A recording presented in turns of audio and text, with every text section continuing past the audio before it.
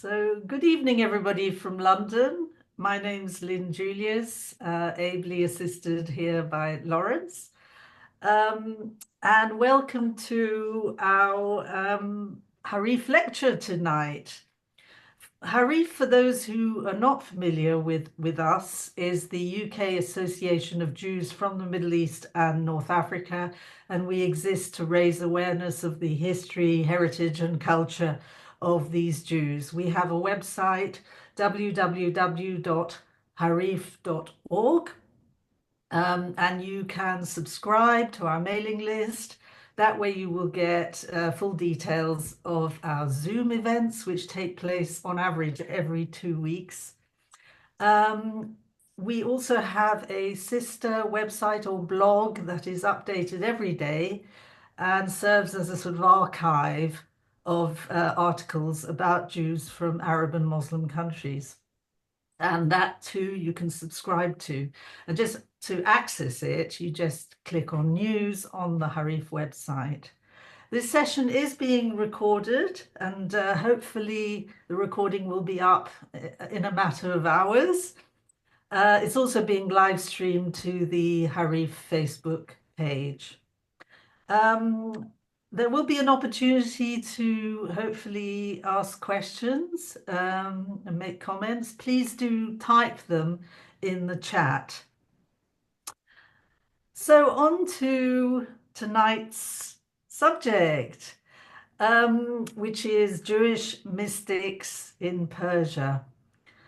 We'd like to welcome back our speaker, Professor Paul Fenton, who has lectured for Harif on several occasions. Indeed, his last talk on Jewish converts to Islam, which was given in February 2023, is the most popular video on our YouTube channel, having attracted almost 6,000 views.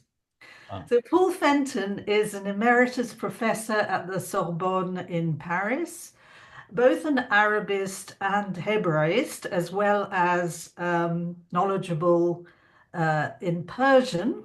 He specializes in Jewish civilization in Islamic lands, and his field of research covers the interaction of Judaism and Islam, especially in mysticism, philosophy, and music. He trained as a rabbi, has taught at numerous universities, and is the author of over 250 articles and 20 books. His interests are wide-ranging, and tonight he will tell us about Jewish mystics in Persia. Jewish mysticism is usually associated with Kabbalah, which has its roots in medieval Spain. But did you know that Sufi Islamic mysticism also influenced Jewish mysticism? Indeed, there existed Jewish Sufis.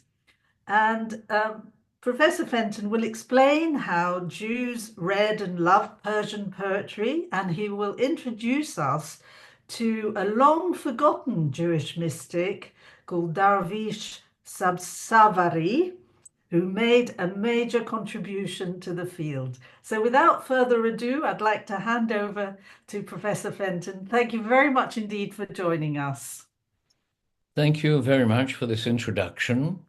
I'll repeat that if you didn't quite catch the subject, I shall be mainly speaking about Jewish interest in Islamic mysticism in Persia.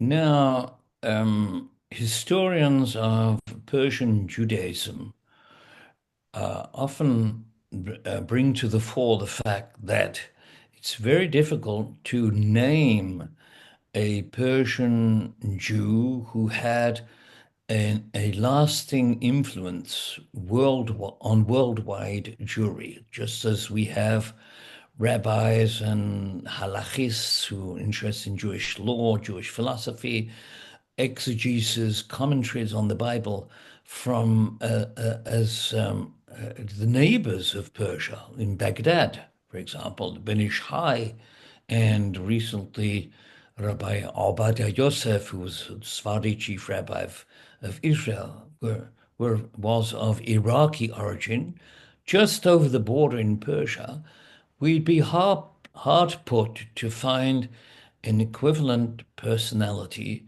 in the Iranian realm. Now, does this mean that the Persian Jews did not produce a literary output? Would this signify that they were not interested in Jewish religion?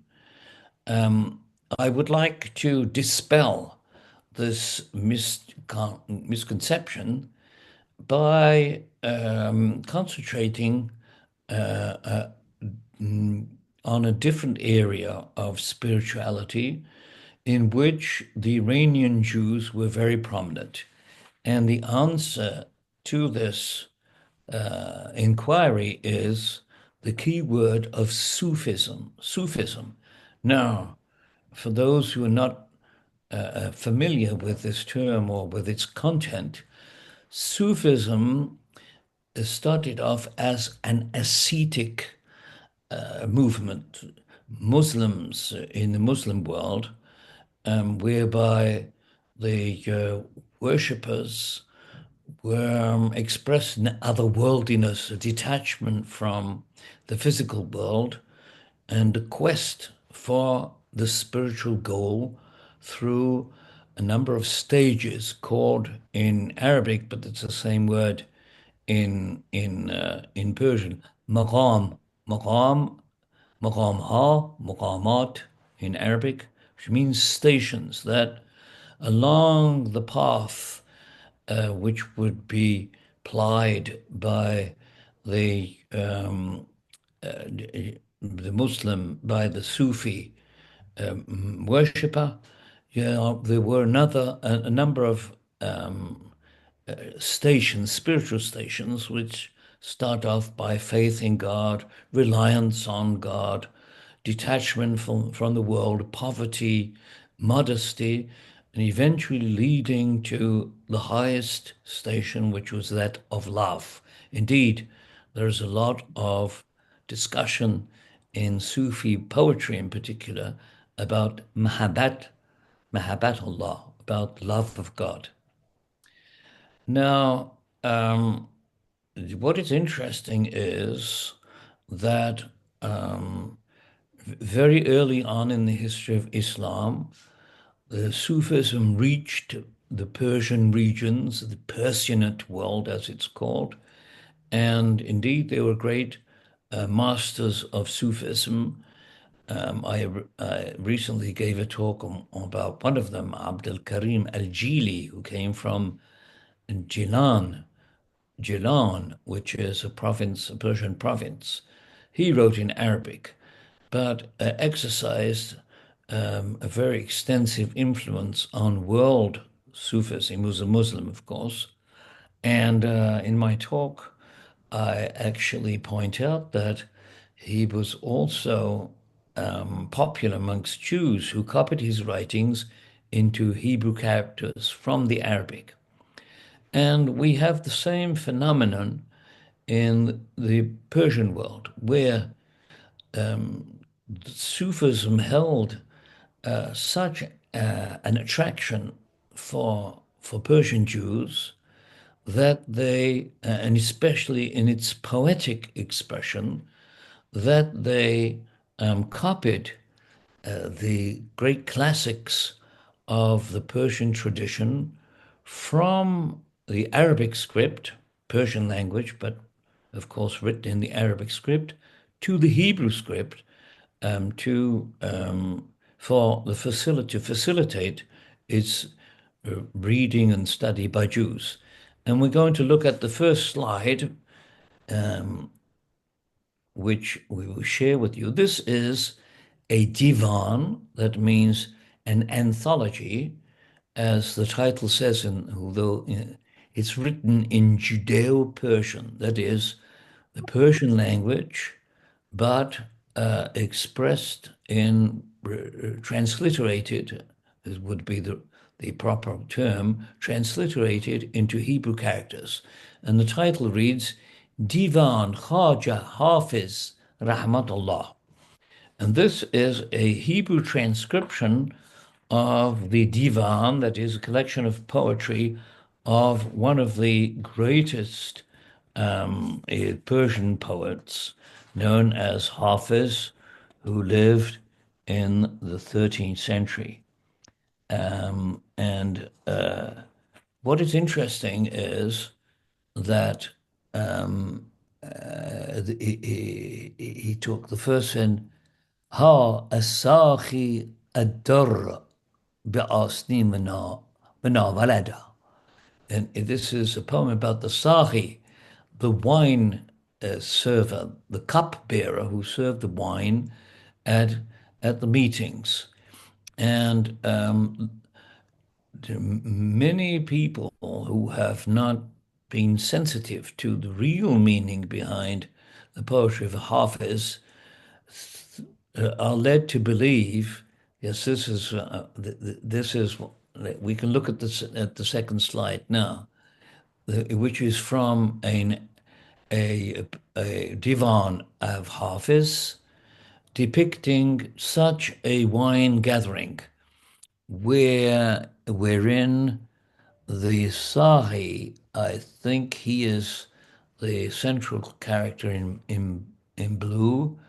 He's filling up his cask, his goblet, and he will be serving the the guests who are already in a trance, as we can see in the foreground, um, either either intoxicated by the alcoholic beverage, which is normally forbidden in Islam, or by the music. We can see a group of musicians in the foreground. And many who look at this with a superficial eye think that Hafez was, a happy-go-lucky poet who wrote about the nature and having a good time and drinking beverages and to spend their time drinking. However, if you look above this miniature taken from, as I say, a Persian Arabic characters, you can see the Arabic characters above. This is the key to what's going on because on the rooftop we can see angels dancing to the rhythm of the dancing below. And this key is that Hafiz, when he speaks about love, he means divine love. When he speaks about the Sari, the cupbearer who serves the wine, he is, in fact, the Pir, Persian word which means the spiritual master. And the guests who are dancing and having a good time, these are, in fact, the members of the Sufi brotherhoods that would read the poetry of Hafiz and were sensitive to the message of love, i.e., divine love. And so, as I was saying, in fact, the absence of writing in Hebrew on halakha, on biblical exegesis. In fact, these works do exist in Judeo-Persian literature, but since very few of them were translated into Hebrew, they did not have a wide impact. But this does not signify that Persian Jews were unspiritual, were not sensitive to a deeper understanding of religion. And they turned to the immediate model which they could perceive, which was that of Sufism. And indeed, we should be looking later on at a very rare photo of Jewish Sufis. But we know that Jews were interested in this discipline because they copied works of Sufism written in Persian originally, into Hebrew cactus. And we can go on to the next slide, which is an extraordinary work. This is a divan of another Persian poet known as Muhammad Shirin Mughrabi, who lived in the 14th century. And he died actually in 1407, so that 14th, 15th century. And he was particularly interested in a very specific tendency in Sufism, which was set in motion by one of the great mystics of this tradition, who actually came from Al-Andalus in Spain and was Arabic speaking. His name was Muhyiddin ibn Arabi. Muhyiddin means in Arabic the reviver of religion, because after Ibn Arabi, the whole of Sufism was changed and was understood through the prism of Ibn Arabi's writings, which penetrated even into the Middle East. And we have some early masters of Ibn Arabi's way, his doctrine, even in Jerusalem.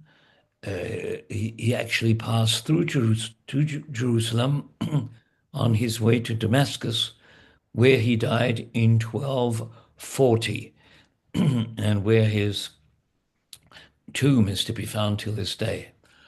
But he had an impact further to the east in Persia, and Al-Mughrabi, who was really from Tabriz in Iran, took on the name Mughrabi, which means the Westerner, because he saw himself as a disciple of Ibn Arabi, who hailed from the Muslim West, as I've said.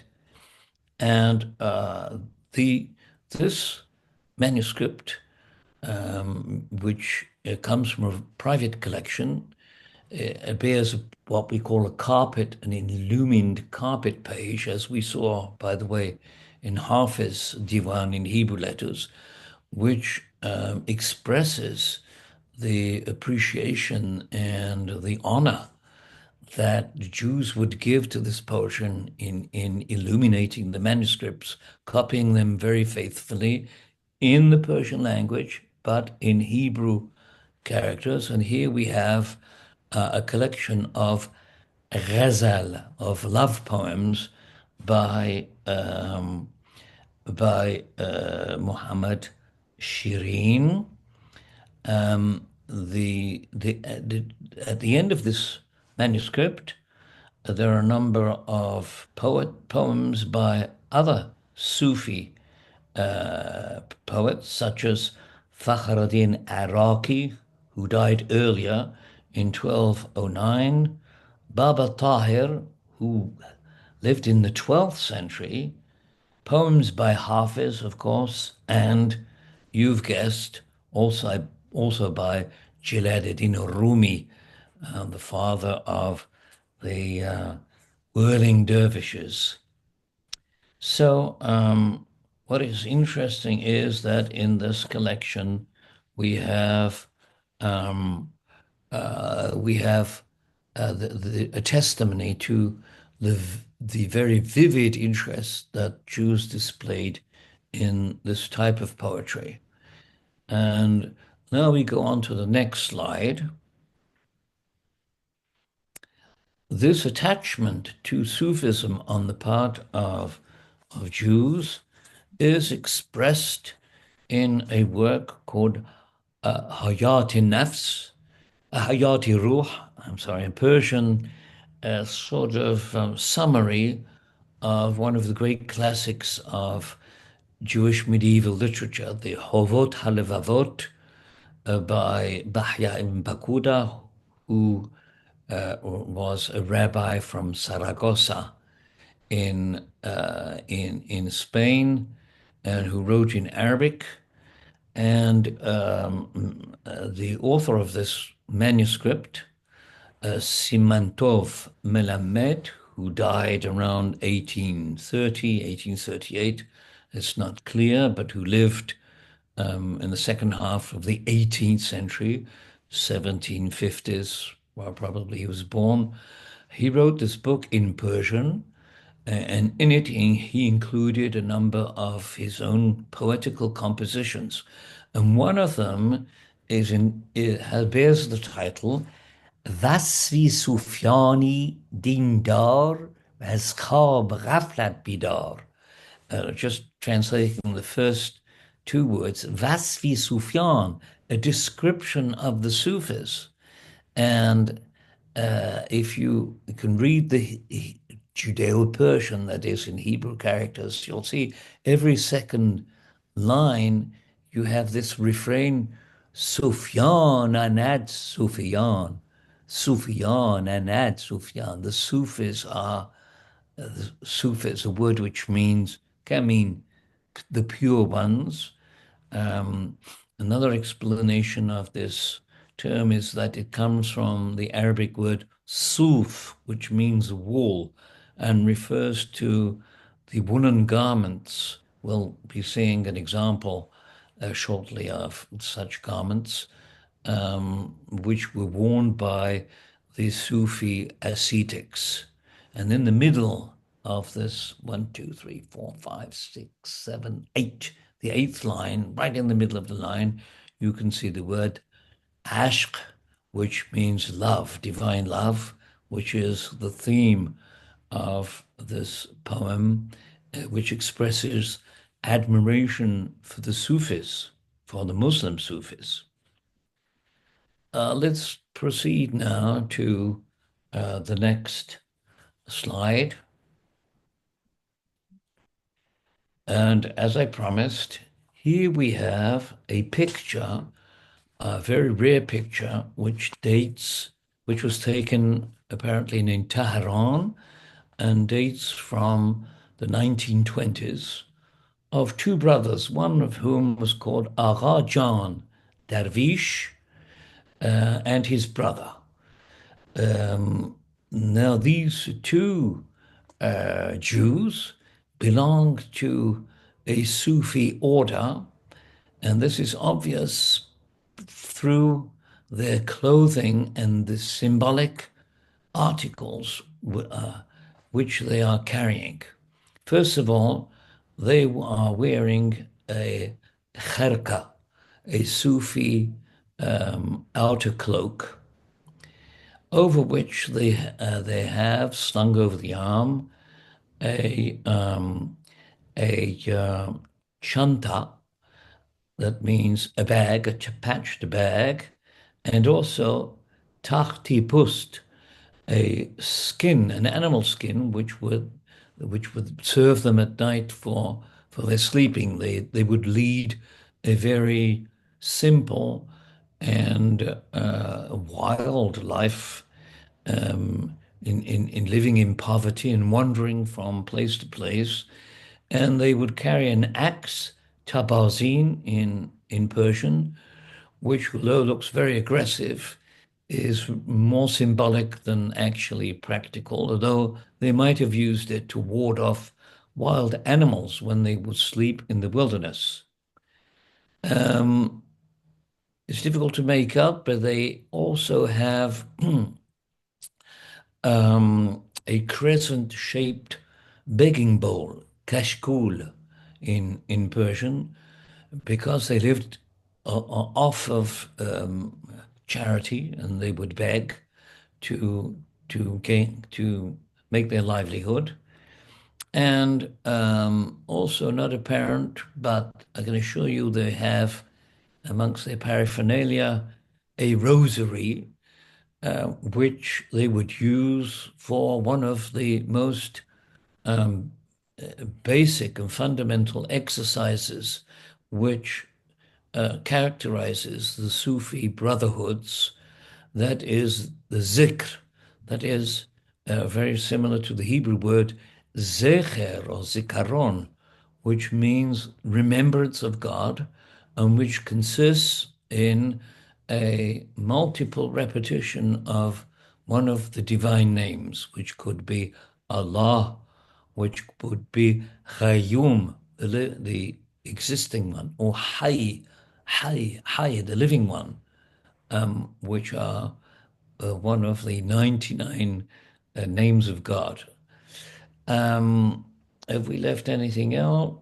No, I think that's of course they wear their hair very long in Sufi fashion, but I can assure you they are not converts to Islam.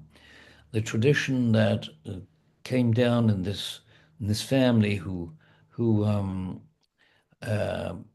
offered this photograph to for a book on Persian Jewry called Esther's Children, assure us that they remain Jewish, and this is a sort of hybrid example of Jews who integrated a Muslim Sufi brotherhood without actually converting to Islam.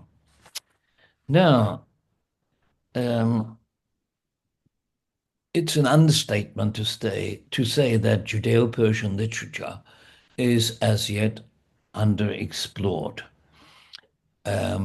We do know quite a lot about uh, the writings of Persian Jews in Persian language, and it so happens at the beginning of the 20th century, 1907, an Ashkenazi Jew from Budapest, Wilhelm Bacher, was one of the pioneers of the study of Persian Jewish poetry, and he devoted a book to two of the most famous poets, Shaheen, who sort of transposed the text of the Pentateuch, of the Chumash, the first five books of Moses, into Persian poetry.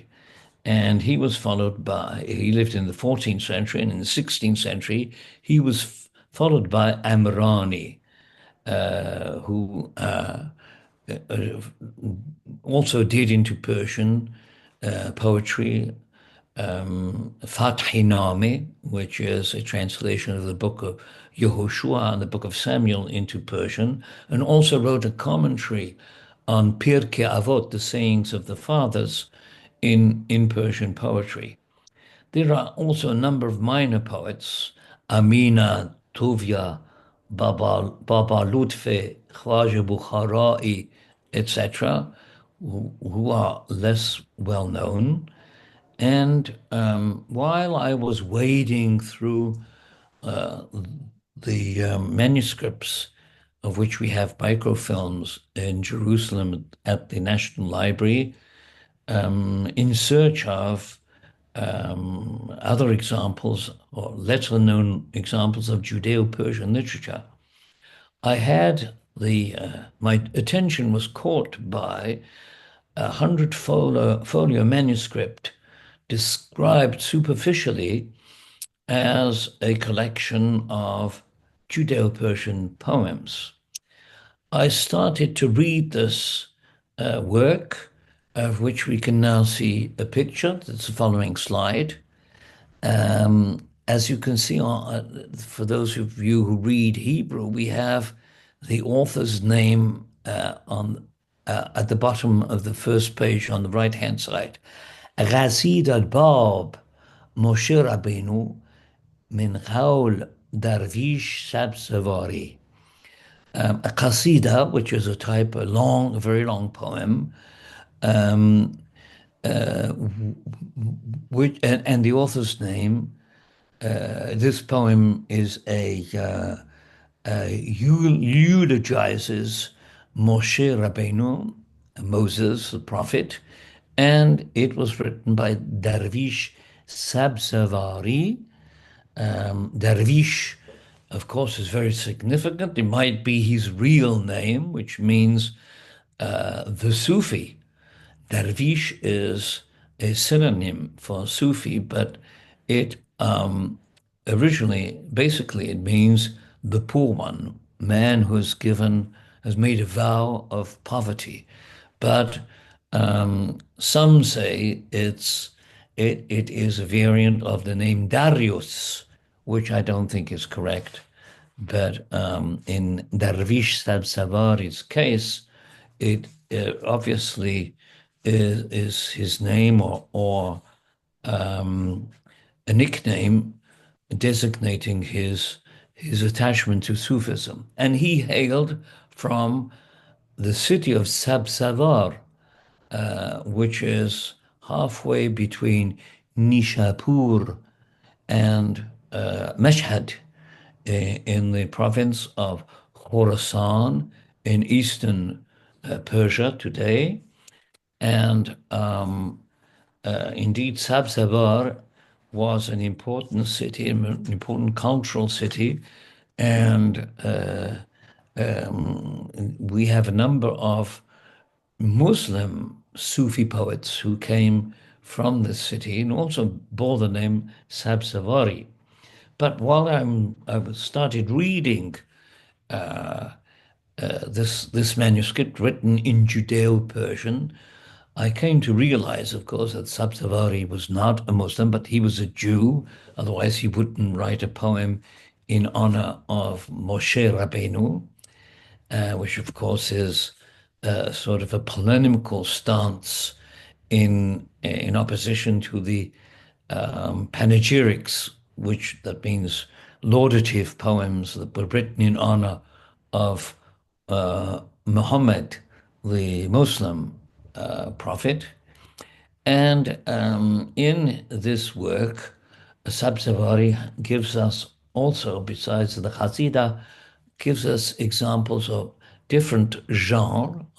Right on top of the page, you can see in Hebrew, Rubai, the Rubai, which of course reminds us of the Rubaiyat of Omar Khayyam.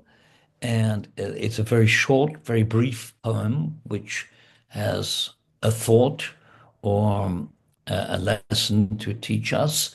And then comes a ghazal, a love poem, which can consist of 10 or 12 lines at the most. And in this poem, he talks about Ar-Shiran, the lovers, the divine lovers. And he signs his name Darvishi at the end of the poem, which was it was called the Takhallus, which is how a poet introduced the authorship and identified himself in the poem. This manuscript, I later found two other manuscripts of this work, which shows that at the time it was quite a popular work before falling into oblivion, contains about 180 poems of varying length, genre, meter, and subject matter. Darvish excelled in the Masnavi form, known perhaps to some of our listeners from the Masnavi of Jalaluddin Rumi. And we also have some munajat, which are sort of meditative poems, which also bear a moral lesson.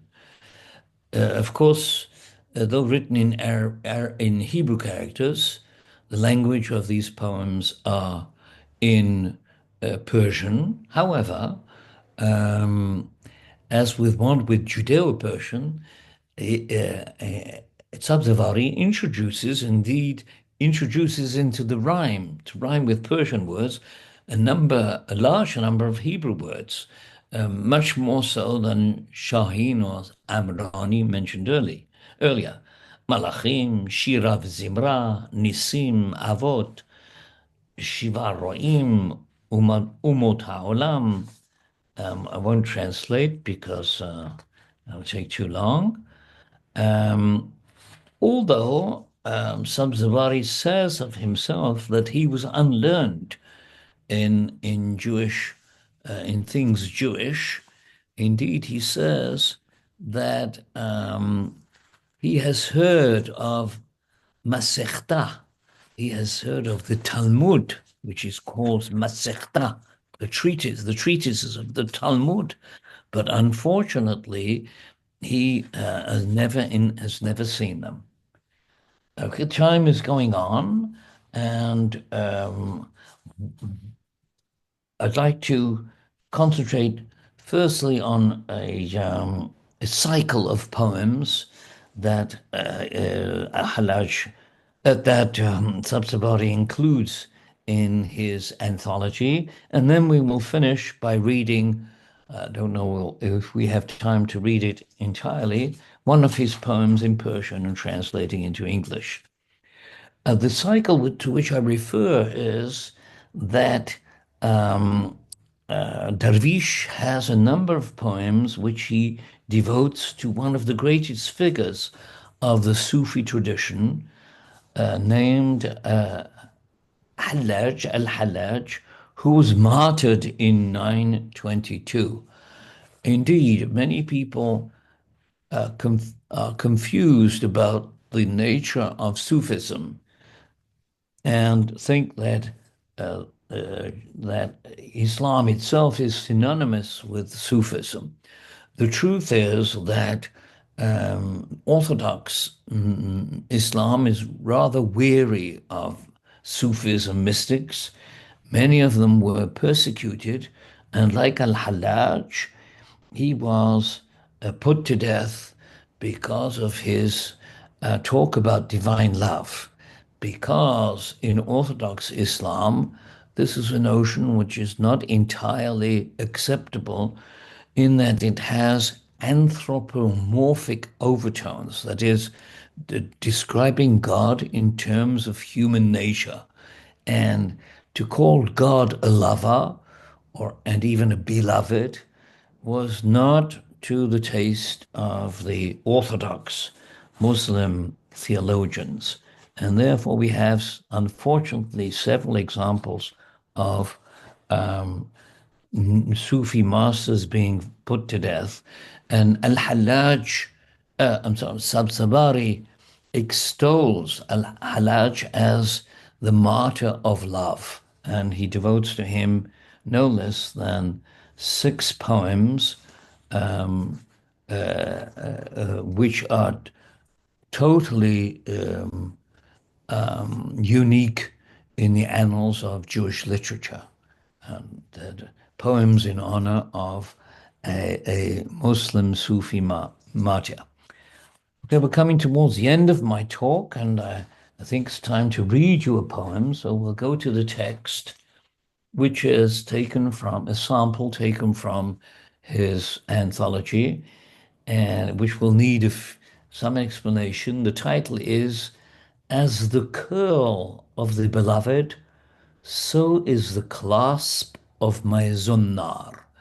And this poem is absolutely extraordinary because, although deeply impregnated with Sufi tradition and the tradition of divine love, although one may feel that he's talking about a human being, a human woman, a human lady.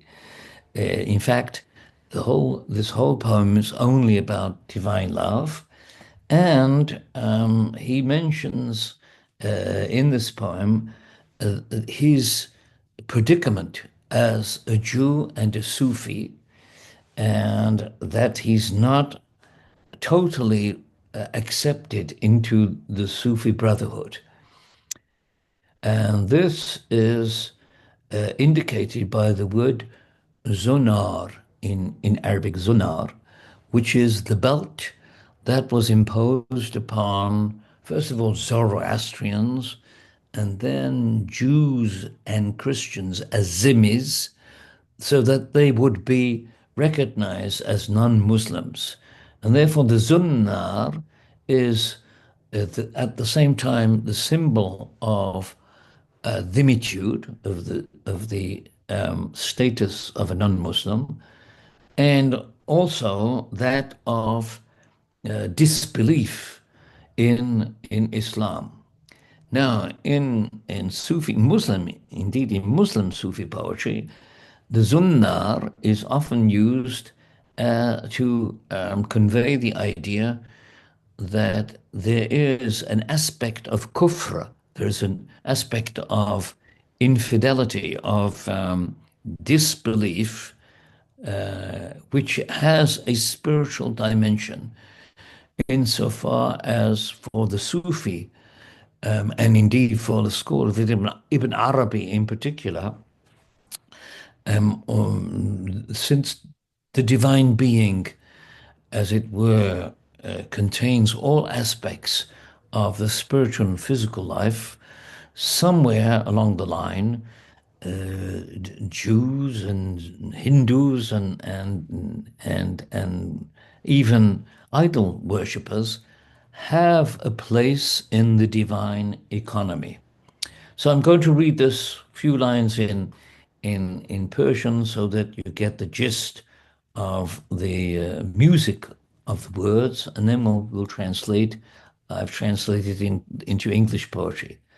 خیال استن بوسی تو دارم و از محبانم همی رتبا مرا کس در جهان گر اهل انسانم از کاخ باید اصلا دیده خود با نمی دارم بیم جانی خاک را می روم و از ذوق شادانم.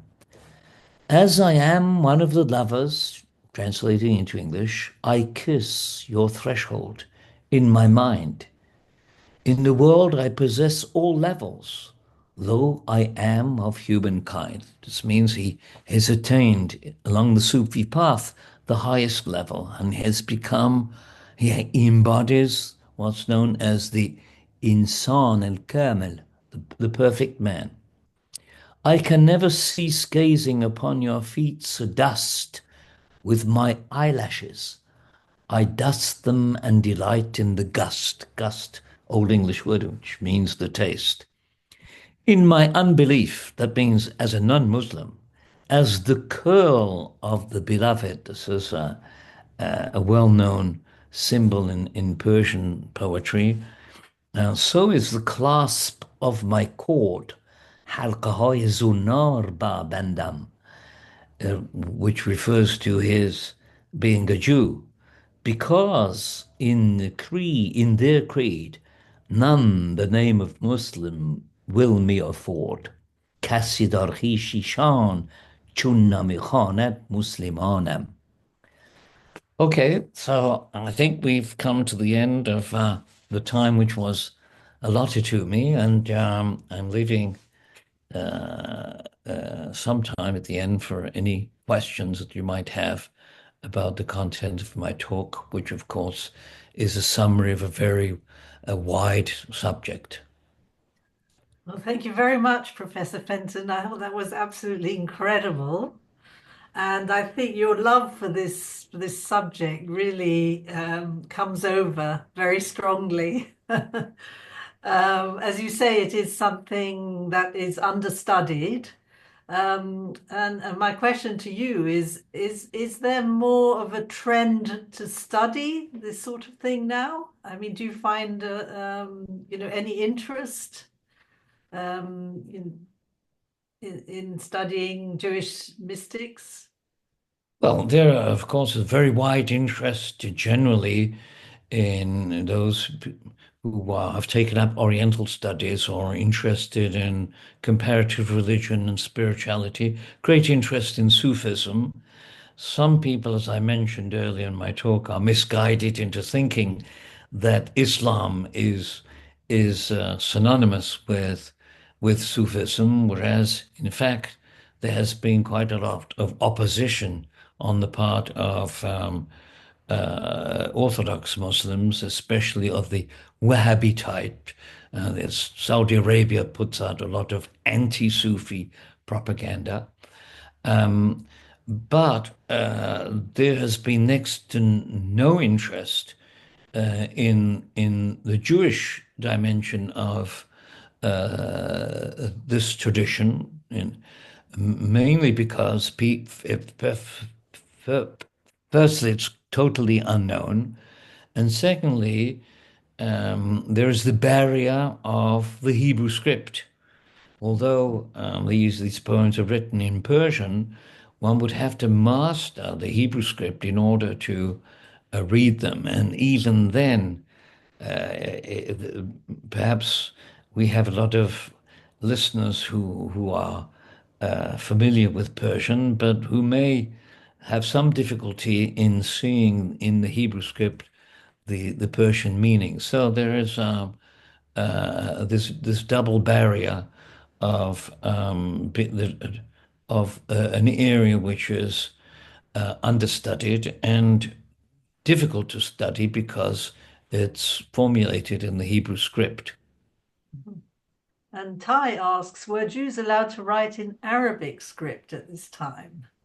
Um, the truth is that, according to the regulations of the so-called Covenant of Omar, it was forbidden for Jews to practice, to learn, to practice, and to write in the Arabic script.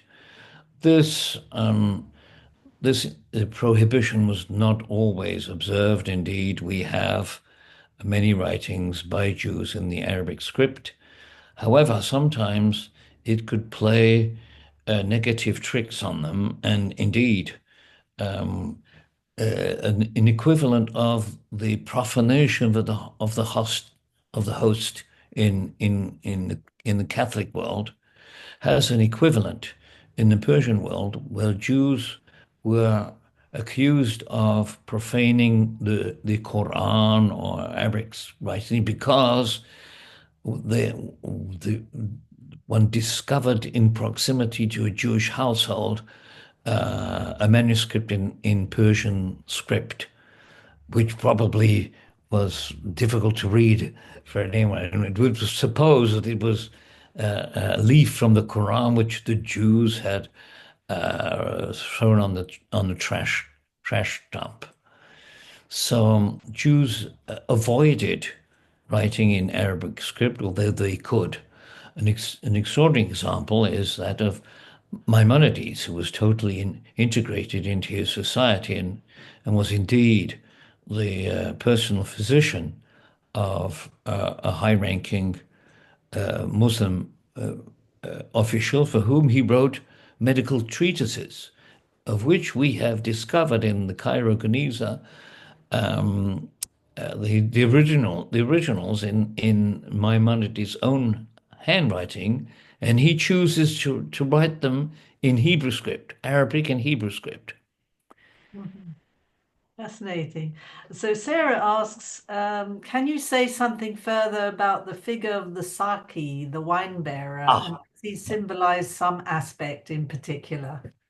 so the practically all of the Persian poets who wrote spiritual poetry have a cycle or a poem called Sari Name, the story of the wine bearer, the cupbearer, who is a symbol of the pir, the mystical guru, the mystical master of the Sufi Brotherhood. And just as he pours wine into their cups, so he initiates them into the secrets of the esoterical discipline. This is the symbol, and both Hafiz and Muhammad Shirin Maghribi devote part of their divan to the Sahel army, to a description of how the cups will circulate and how the cupbearer holds himself in his demeanor, and all of this, of course, is couched in symbolic language and refers to something much higher, as depicted in the miniature which I showed you, that this is not a profane representation, as we can see from the angels who are listening in to what is being said. And Amrani, who we mentioned earlier as one of the outstanding poets of the Judeo-Persian tradition, also wrote, besides his commentary on the biblical books and rabbinical texts, such as the Pirkei Avot, also wrote a Sahinami, which I hope one day to publish in the original, based on manuscripts and a translation, with a commentary showing that he was deeply influenced by Hafiz, the Muslim Persian poet. Yeah, Inna mentions that there is a Facebook group called Judaism and Sufism, a spiritual conversation. That's interesting. Uh, Okay. great. So I'm sure that if they're serious, because there are lots of books that circulate about Sufism which show no knowledge, no deep knowledge of this discipline, which is an esoteric discipline, rather like Kabbalah. Um, but if they are serious, they will know that I have written very extensively on this subject, both in English and French. Right. And Nina asks about Darvish's manuscripts. Are they copies of his original work? Um, or, Well, he lived in, perhaps I didn't mention this, he was active in 1582, so he lived in the 16th century. And the manuscripts which we have are from the 18th century, Mhm. two manuscripts, one in Jerusalem, one in St. Petersburg in the Asiatic Museum, and a third manuscript in a private collection which belonged to the Nohorai family, which is very interesting. It was copied in 1912, as recently as 1912, which showed that not only was there still interest in his poetry, but if they took the trouble to copy it by hand, they were, they of course appreciated this poetry.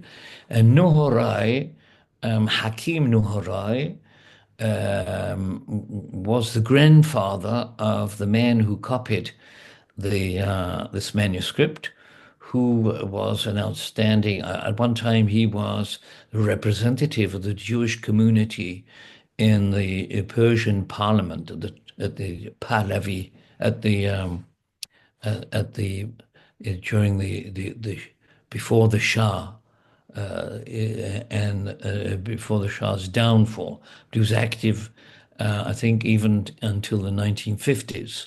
But his grandfather had been the personal physician of one of the Qajar Shahs, and he was a very wise man. There's a picture of him which I could have included in today's presentation, perhaps another time, where we see him poring over his manuscripts of his personal collection. And perhaps he had his grandson copied the manuscript from the grandfather's collection, which again shows that Sabsavari had survived until the 19th century and early 20th century before, unfortunately, falling into oblivion.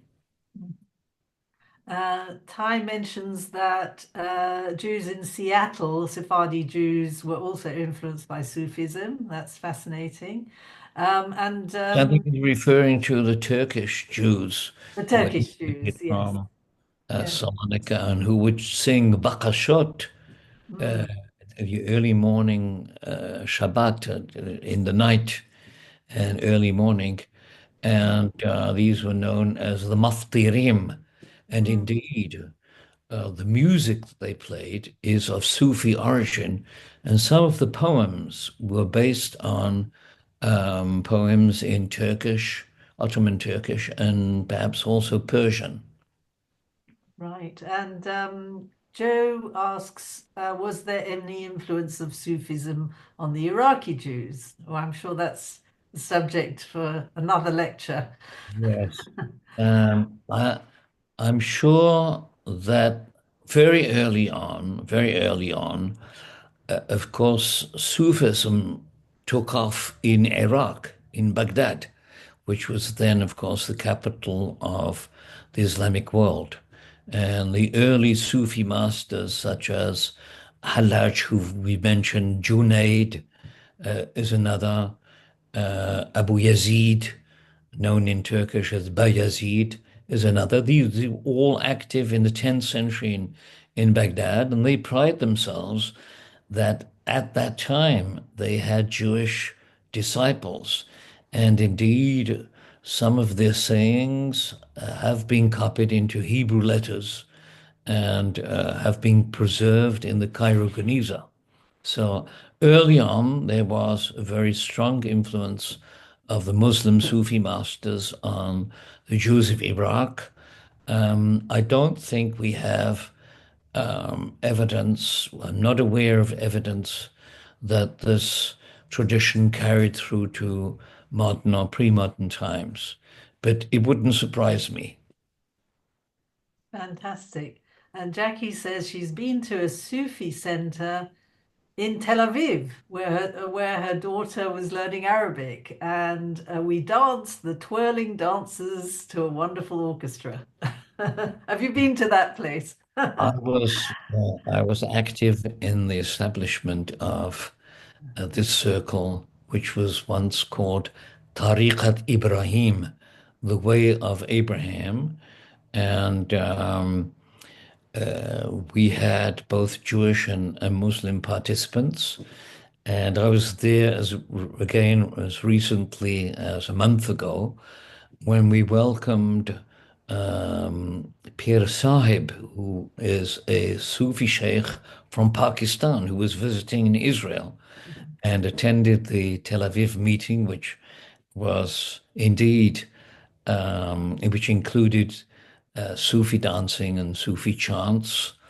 And yes, it's comforting to see that this is that through Sufism, Jews and Sufis, Muslim Sufis, have a language in common. Right. I think we come to the last couple of questions. Sarah Manasseh says you mentioned the Judeo-Persian oh gosh, poet Al-Amrani. Amrani, yes. And do you know if the name Amrani has a meaning? And there's another question about Rumi. Can you say something about Rumi? Okay, Amrani might be a pen name, like Darvish Sabsavari, that might be a pen name. It might have had another name, but of course, Amrani is the Arabic equivalent of Amram, who was the father of Moshe, of Moshe Rabbeinu. So to call someone, the Jews were often known in the Arabic world as Musavi, as disciples of Moses. So Amrani could mean, or it could be his real name, Amram, or it could be a pen name meaning that he was of Jewish stock. He was a Jewish poet. Rumi, as I indeed mentioned in my talk, was also popular with Jewish readers, and we have multiple examples of his Masnawi being copied into Arabic, into Hebrew script. Of course, he lived in the 13th century and lived in Konya in what was then Anatolia. Today it's Turkey. And although he says some very beautiful things, it's surprising that Jews were very attached to him because he sometimes says, unfortunately, some negative things about Jews. So you have to find a balance between the positive and the negative. Obviously, those who appreciated his poetry saw the positive side of it. And Sandra says Jewish prophets were to Jewish history as poets were to Persian history. Um, would you agree with that? Um, Well, it reminds me of a hadith. That is a saying of the Muslim prophet who says that the people of my ummah, the people of my nation, no, sorry, the sages of my nation, my ummah in Arabic, are like the prophets of Israel. Mhm. So, Wonderful. Okay. And that the person who asked for a copy of the poem, I'm sure we can send you a copy if you write to info@harif.org. I'm sure Professor Fenton wouldn't mind if we sent you no, a no. copy. And the name However, of the poem I've if already put in the you, chat as well. Oh, okay. Excellent. but it would be nice. I would appreciate it if he could give me credit for the copying of the poem, its transliteration, and its translation, which is my own translation. Yeah, absolutely. Copyright. Lovely. So whoever wants the poem, please write to info@harif.org and we'll send it to you. Now, can I have a last word? Yes, please Yeah. do. That I'm working on Sabsavari with a colleague, Dr. Daniel Dani, who's been very helpful in the understanding of these poems, and he's working more or less voluntarily with me. But eventually, if we are to publish these poems in book form, we are in search of a sponsor to help us publish the book, which will be bilingual in Persian in Arabic script, Persian in Hebrew script, and with an English translation and commentary. And if amongst our listeners there's someone who would like to contribute to this, or indeed dedicate the publication to a departed relative or parent, we would be overjoyed to be put in touch with them. Okay, so if anybody's interested, please do get in touch with Harif and we'll pass on the message.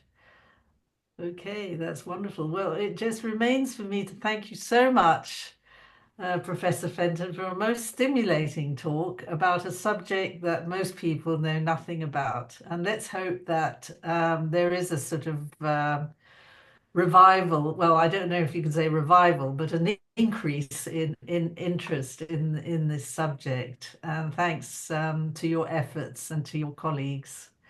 So, so before we unmute everybody, so you can say thank you or whatever you want to say, we just want to mention the forthcoming events, Harif events. Lawrence is just getting the commercials sorted out. Okay, here we go.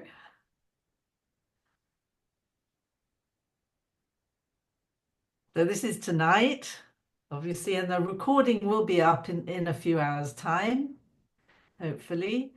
Our next event is about a new book called Jews of Egypt, and we've got a special event which we're putting on because of the talk of transfer of refugees. On the 25th of March, we're going to talk about the general, subject of refugees, both Jewish and Arab refugees. Is President Trump's idea of moving people from Gaza, is that completing an exchange of refugee populations? And I think that will be a very interesting topic. So that's an extra one on the 25th of March. Then we've got a pre-Passover event on personal Exodus stories. And I hope you'll join us for these forthcoming events. Okay, so I think Lawrence is now going to unmute everybody. Oh, right. We also have one on Judeo-Arabic. Can we preserve the culture? and that is an interview with Samantha Ellis, who's written a new book about it.